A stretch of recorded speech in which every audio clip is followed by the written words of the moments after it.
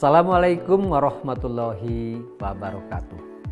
Berjumpa lagi dengan saya Ali Said, Widjai Suara di Pusiklat Anggaran dan Perbendaharaan. Pada video serial anti korupsi ini, saya akan mengajak Bapak Ibu untuk memahami apa itu biaya sosial korupsi. Bapak Ibu, korupsi yang dilakukan oleh seorang pejabat pemerintahan ternyata tidak hanya merugikan negara senilai berapa uang yang ditelep yang berujung pada penurunan kualitas pelayanan publik. Korupsi ternyata juga merugikan rakyat secara langsung.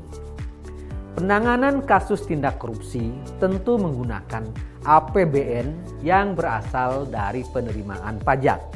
Dalam pertimbangan hukum, sering kita mendengar bahwa yang diperhitungkan hanyalah berapa nilai kerugian negara atau berapa nilai uang yang diambil.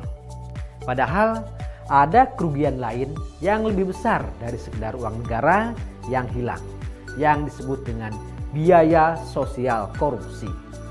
Kerugian yang disebut biaya sosial korupsi ini tidak setimpal dengan hukuman dan denda yang dibebankan kepada pelaku korupsi. Bapak Ibu, biaya sosial korupsi bisa diartikan sebagai dampak kerugian dari perilaku korupsi yang membebani keuangan negara.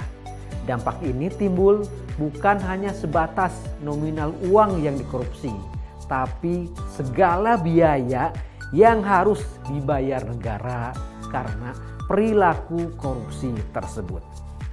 Biaya ini termasuk ongkos pencegahan korupsi, proses hukum pelaku korupsi, mulai dari penyelidikan, penyidikan, hingga pengadilan. Bahkan biaya untuk menghidupi koruptor di penjara. Dalam metodologi Brand and Price, penghitungan biaya sosial korupsi dapat diukur dari 3 unsur, yaitu biaya antisipasi, biaya akibat, dan biaya reaksi. Biaya antisipasi terhadap korupsi adalah besaran biaya yang dikeluarkan negara untuk mengantisipasi dan mencegah korupsi. Contohnya, ketika korupsi telah menjadi endemi di sebuah negara, maka pemerintah negara itu akan mengeluarkan kebijakan untuk mengatasi hal tersebut. Dan ini membutuhkan biaya yang tidak sedikit. Kemudian, biaya akibat korupsi adalah biaya dari kerugian yang ditanggung masyarakat akibat korupsi. Contohnya dampak sosial ekonomi, dampak investasi, dan yang lainnya. Biaya ini dibagi menjadi 2, yaitu biaya eksplisit dan biaya implisit. Biaya eksplisit adalah kerugian akibat korupsi yang dihitung oleh Badan Pemeriksaan Keuangan atau BPK dan Badan Pengawasan Keuangan dan Pemerintahan atau BPKP. Sedangkan biaya implisit adalah nilai kerugian yang dihitung akibat efek domino dari korupsi tersebut. Termasuk dalam biaya implisit adalah berapa banyak pengaruhnya terhadap investasi sampai ekonomi makro. Dan kemudian biaya reaksi muncul sepanjang proses penyelesaian perkara.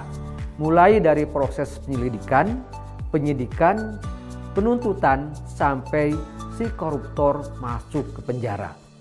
Harga yang harus dibayar koruptor atas kejahatan mereka ternyata tidak setimpal dengan nilai kerugian yang dialami oleh masyarakat.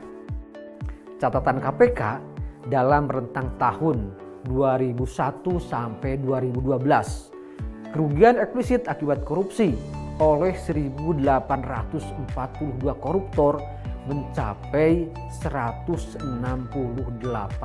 triliun rupiah. Sementara hukuman final terhadap para koruptor hanya menghasilkan jumlah tuntutan 15 triliun rupiah. Lantas, siapa yang menanggung selisih 153 triliun tersebut?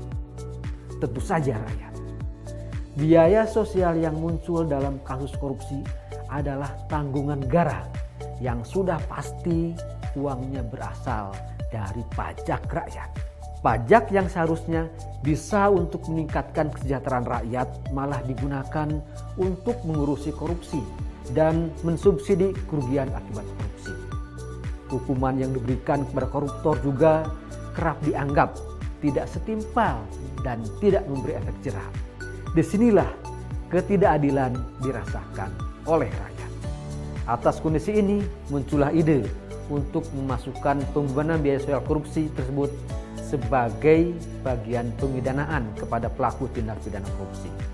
Bentuknya melalui revisi pasal 2 dan 3, yakni mengenai pemidanaan pada Undang-Undang Nomor 31 Tahun 1999 untuk Undang-Undang Nomor 20 Tahun 2001. Cara lainnya adalah mengambil semua aset dan harta hasil korupsi untuk memiskinkan para koruptor.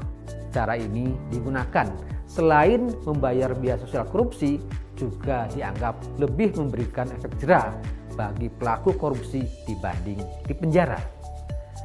Peneliti Indonesia Corruption Watch, Adnan Topanusodo, dalam sebuah wawancara media mengatakan ada dua landasan hukum untuk memiskinkan para koruptor, yaitu Undang-Undang Pencucian Uang dan RUU Perampasan Aset.